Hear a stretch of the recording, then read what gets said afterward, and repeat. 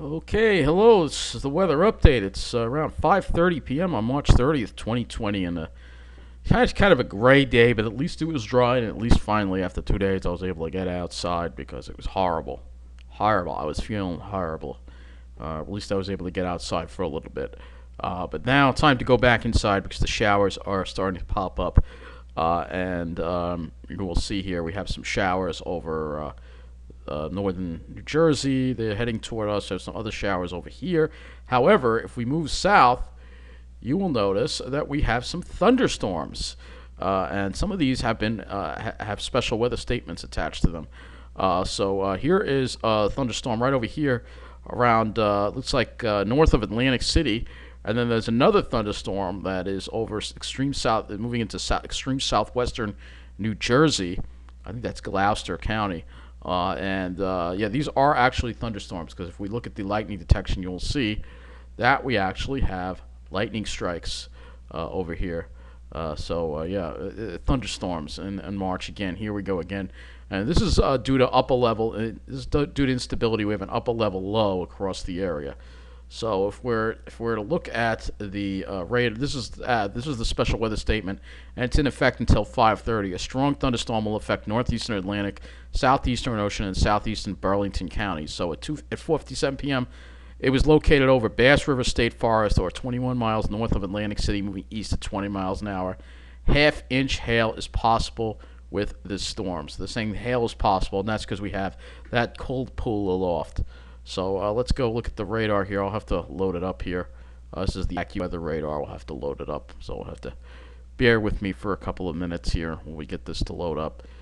And you will see, first of all, you will see this upper level low. That is, we'll just got to wait for it to load here. Move this up over here. Just be patient here. Well, while that's loading, we'll look at the satellite image. And you can clearly see this upper level low. Here it is spinning around. It's cut off, and that's why it's just sitting over us. It's cut off. It's cut off low, and a cold pool aloft, so that's causing a lot of clouds. And this thing is going to be very slow to move away from our area, and that's what's bringing us this crummy weather that we're experiencing right now. Let's see if this radar is finally loaded. Not yet. Oh, it would be nice if it would load completely. I don't know why it's taking so long. I don't know why. It's still not there yet. Well, if we zoom in, it'll work a little more. I don't know. I don't know why it's not working. I do apologize.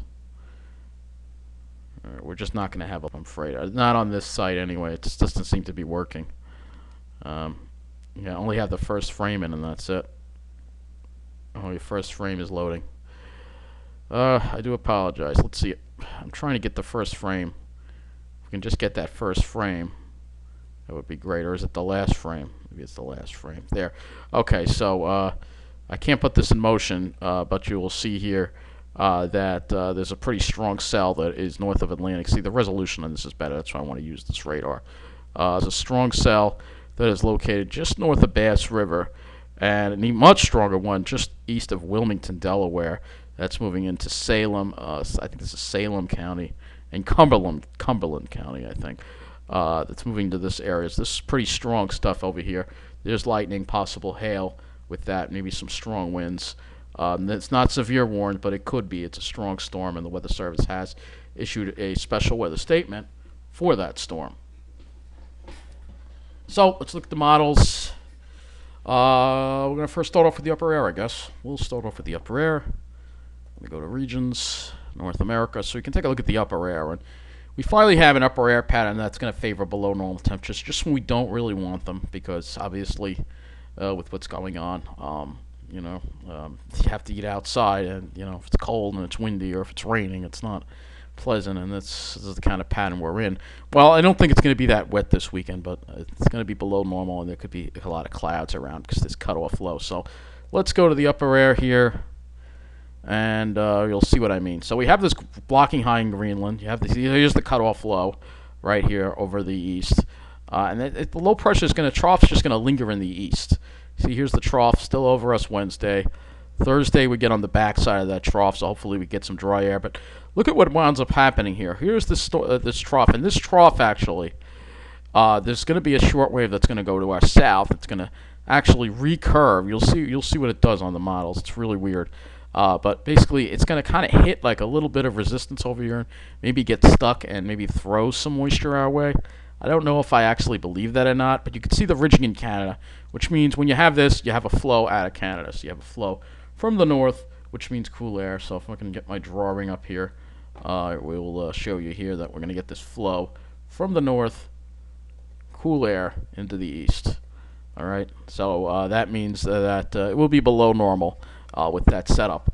And if I mean, obviously keep the heat away, but at the same time, it makes it a little, little cool outside. Not spring-like, but Now it's too bad we didn't have this pattern a couple of months ago, and we would have had some nice frigid weather, but we don't. If we had it a couple of months ago, we could have had some really nice frigid weather, but it didn't happen. So anyway, moving this along, you will see that we have this pattern continuing here with this this ridge. There still tends to be a ridge in the east and a trough in the west. So and as we go into the middle of the month, it looks like we see that that ridge actually in the east start to get stronger, and we go back to a zonal pattern again.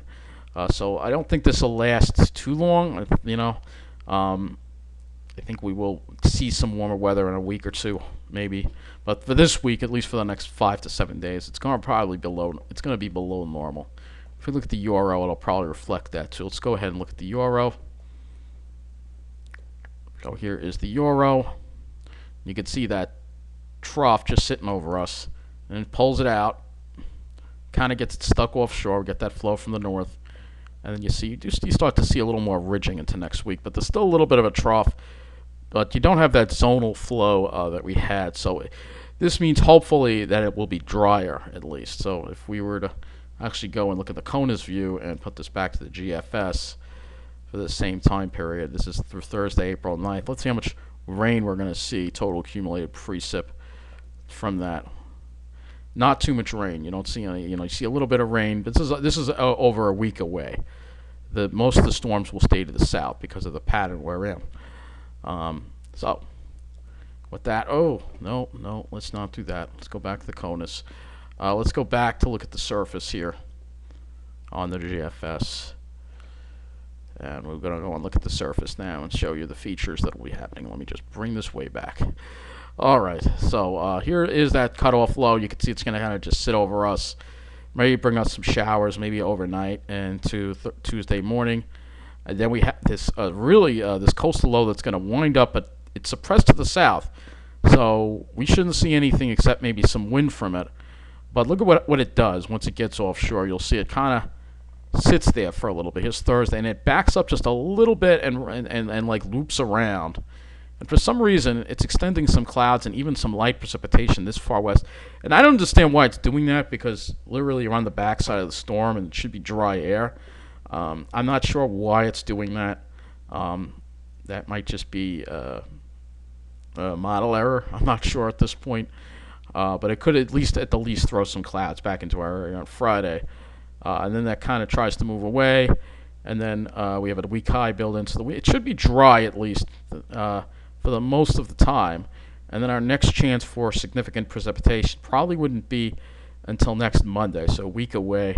And then this storm also winds up trying to get suppressed to the south on Tuesday, and then another storm comes up at us, bringing some rain maybe Thursday, April 9th, and then we'll have some drier weather, and then we start seeing the storm track go back to, that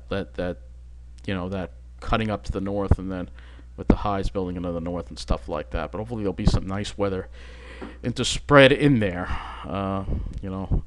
But for now, we're just dealing with the clouds. That's the main thing we're dealing with. I will go ahead and look at the NAM 12 kilometer here. So here is the NAM 12 kilometer, and you can see it really under. Oh no, sorry, I'm looking at. Let's look at today. It's not really bringing that rain into our area. It's bringing a little bit in, but not really. And then tomorrow, just mainly dry, and maybe a couple of showers to the west of us, very small. It's just going to be cloudy. Then the storm passes to the south of us on Wednesday, and you'll see, looking at the storm, pretty intense little storm there. And you see here the isobars are tightening, so we're going to have some wind probably on Wednesday. And that wind probably linger into Thursday. And you can see what happens. It tries to throw precipitation back at us, which again doesn't make any sense because the storm is so far away from here.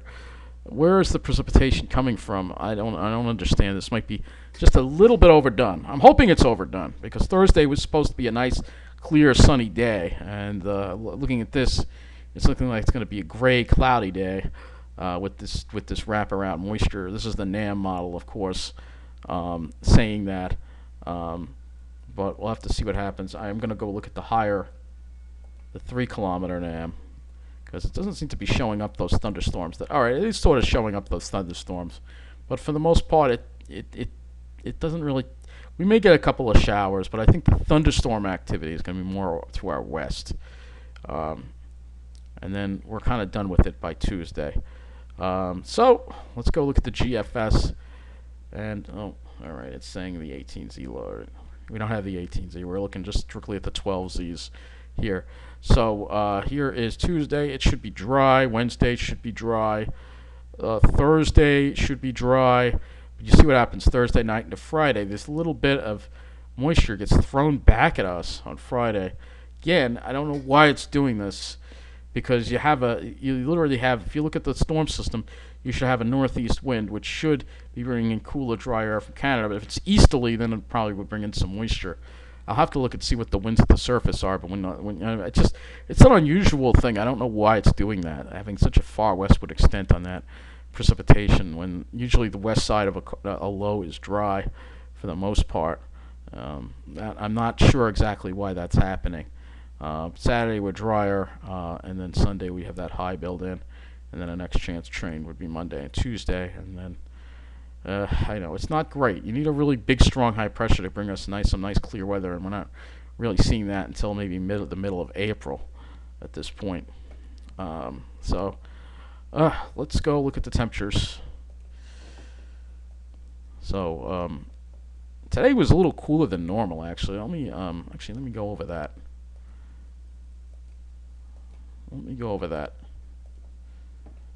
Because today it was cooler than forecast. What I'm saying, 48 at Central Park and 49 at Farmingdale. It looked like the highs were going to get into the mid 50s. We only got to they said 53. Farmingdale did hit 53, but so it was cooler than we were expecting today, I think. Because if we looked at the GFS here, you will see it has us in yellows, which is close to 60. And look at Jersey; it had Jersey much warmer. Let's see if Jersey's much warmer. I'm kind of curious. Maybe that's why they're getting the thunderstorms. They got a little more sun. Let's see. We'll look at Toms River. 46. No, light rain at Toms River. No, not really. 54. Let me go look at. Let me go a little further south here. Atlantic City maybe was warmer. Nope, 48. No, they were cool too. So you could see how this model was way off with the temperatures today. Tomorrow will be cooler. Tomorrow we're only going to be probably in the mid to upper 40s probably. Be a lot cooler and cloudy. And then as we go into Wednesday, we try to get near 50 on Wednesday. And on Thursday, we try to, again, get near 50. It's going to be a struggle. And same thing for Friday, though. Again, with those, if there could be more clouds, it'll probably be cooler than that. And Saturday, we again below normal. So below normal every day, because now normal highs are supposed to be in the mid 50s. We are in the upper 40s, to struggling to around 50 again. And same deal for Sunday too. A little warmer maybe. Monday we start seeing a little more warmth. And Tuesday we definitely could be pretty warm. That has us well into the 60s perhaps. As the heat tries to make its way back in here. That's above normal. You can see when we get that ridge building, we're going to deal with some above normal temperatures perhaps next week. But for now, we're dealing with below normal temperatures. It's either below or above, and can't get it to be average. You know what I'm saying? So let's go look at the skies and see how. Look at all the grim skies we have. So you can see tons of clouds for tomorrow. Wednesday, tons of clouds. Thursday, we might try to get out of it, but then the clouds might try to roll back in on us. We'll have to see. Hopefully, this is overdone. and hopefully we'll have more sun than that. Friday, it's more likely that the clouds roll back in on us, which is ridiculous. Again, this freaking low is just like throwing clouds back at us. That's really weird. I don't understand it. Saturday, more clouds. Sunday, more clouds. It's just ridiculous. Can't get one freaking clear day. Maybe we might have to wait till April 10th, and of course this is over a week away, and the miles can change between now and then. This is the GFS, of course, which may be a little overdone. Let's go look at the NAM 3 kilometer. This may not go far enough out. All right, this is the 18Z NAM. So let's see if we can get. I don't think it's going to go far. It's not going to go all the way till Thursday. Could be some breaks on Wednesday.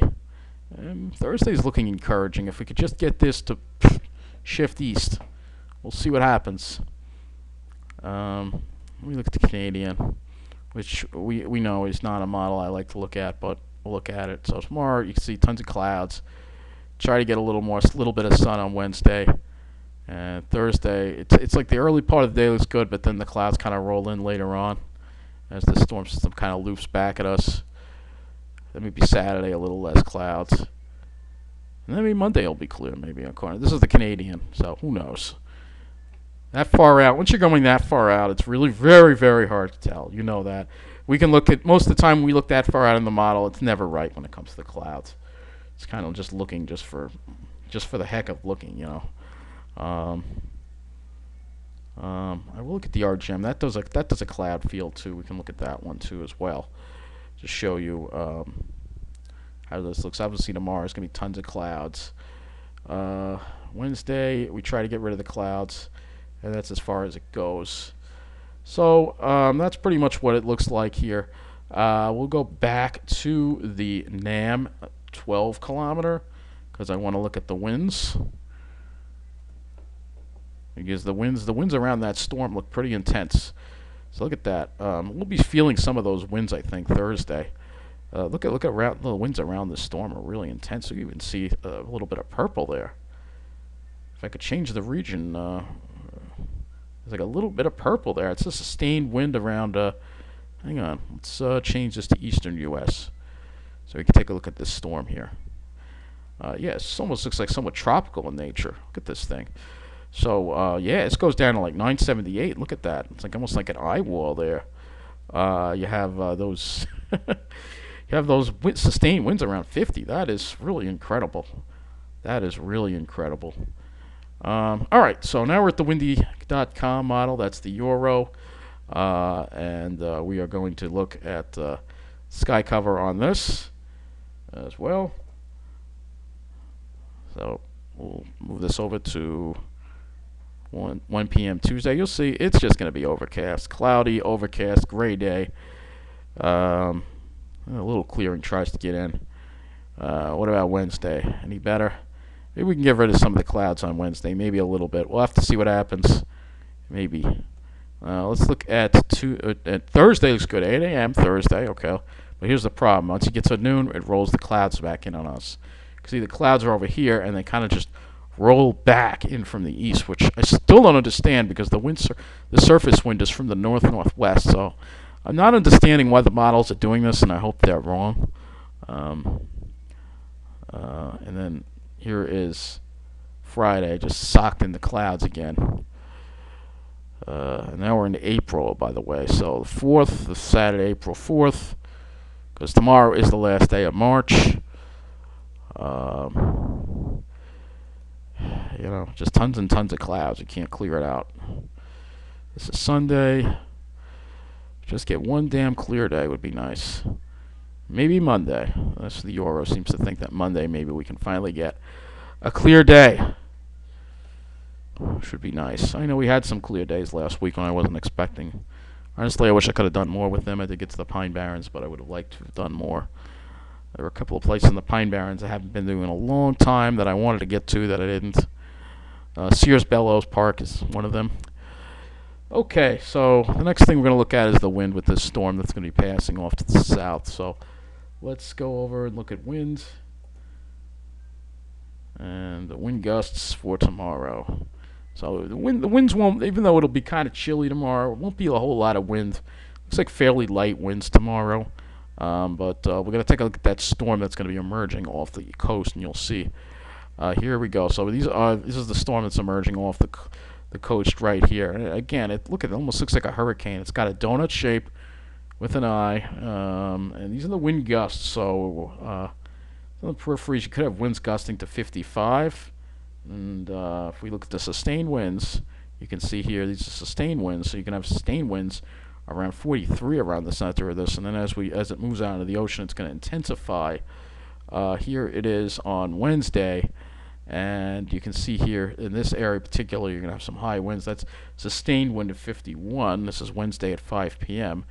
And now look at that, 75. So yeah, this could be another monster storm. And again, it all has to do with these above normal ocean temperatures that we're seeing that cause these storms to just get out of control. And we're going to look at the ocean temperatures too in a minute. We're going to look at a couple other things too in this weather report. All right, so let's go Wednesday. Or this is Thursday at 11 a.m. So you can see those winds are picking up over our area too. Here's the storm on Thursday at noon. You can see it's kind of sitting off Newfoundland. These are the gusts again, so 66 mile an hour gusts. For our area, we could see gusts. It could be breezy, gusts of 28. Nothing damaging, just, if you're sitting outside, it's definitely not going to be the most pleasant thing. And there it is. You can see it's kind of just sitting there Thursday, and then as we move to Friday, still sitting there. And that's the problem. It's going to get stuck in place for a little while and sit in that spot. And the question is, how much moisture does it throw back at us for Friday? You can see this thing is still sitting here. It's Friday noon, barely moved at all. And look at this. Here is Friday at 8 p.m. It still hasn't moved at all. So here's your storm, still sitting off south of Newfoundland there. At 10 p.m. Does it finally start moving away? It finally starts moving away. So it gets stuck because there's a block up here in Greenland. That's why it gets stuck. But we'll have to see how much moisture it throws back. I said we should technically be on the dry side, so I don't understand why the models are throwing so much moisture back at us. All right, let's go look at earthnullschool.net and look at the sea surface temperatures. Again, the sea surface temperature anomaly. And then there'll be one other thing I want to check. All right, ocean temperatures, sea surface temperature anomaly. Yep, look at all that. Look at this above normal water. Look at all this above normal water here. Let me get this out of the way here. So this is the anomaly. All right, so if we look at the water temperatures south of Long Island, we are south of Long Island. We're about a couple degrees Celsius above normal, 4 degrees Fahrenheit above normal. I'll just put it in Fahrenheit. But if we go off the Delmarva by about 50 miles, you have a 13.6 degree anomaly, 13.6 degree Fahrenheit above normal anomaly. And the Gulf too, you have some really high anomalies there too, 6 or 7 degrees. So this is not bode well for the hurricane season. Obviously, we're seeing the signs of that already. Let me go look at we'll look at the absolute temperatures, so we can look at that. It's out of the way. Always goes back to Celsius. So here, Gulf temperatures are already in the mid 70s. And if we go to that spot off the Delmarva, look, water temperatures are in the mid 70s. If you go about maybe 50 to 75 miles, I think this is like 50 to 75 miles, maybe 100 miles, water temperatures are in the mid 70s. That's insane. And if you go a little bit, we have water temperatures already in the 50s offshore, about 20 miles offshore of Long Island, so, and then 40s. It's just crazy how warm the water is. It's just crazy. And if we pull this out and we look at the back to the anomaly map, I'm just going to show you one thing and get these numbers out of the way here. Show you one thing that we're starting to see develop is what you call a La Nina. So we're starting to see a cooling of the ocean water in this area. Still some patches of above normal. And when you see a La Nina start to develop, that usually means a more intense hurricane season as well. So this is all something that we all have to be worried about. Now, let's go and look at the sea ice, and then I'm going to wrap up this weather update. And there's a lot to cover. Always a lot to cover lately. Yeah, they're still flying planes, which is unbelievable. So no record-breaking minimum. This is as of March 24th. It has reached its manual maximum extent as the sea ice on March 5th. It is the 11th lowest in the 42-year satellite record, but the highest since 2013. So if we look at the Arctic sea ice, here you go, still very low, way below the mean. Very concerning, obviously. Not a record, but still a concern, especially considering the way the Arctic Oscillation was that trapped most of the cold air over the poles, and we still have below normal sea ice. And this is also a major concern, and this is part of the reason why we're dealing with this climate crisis that everybody seems to have forgotten about. So it's going to wrap up this weather update. Take care. Thank you for watching.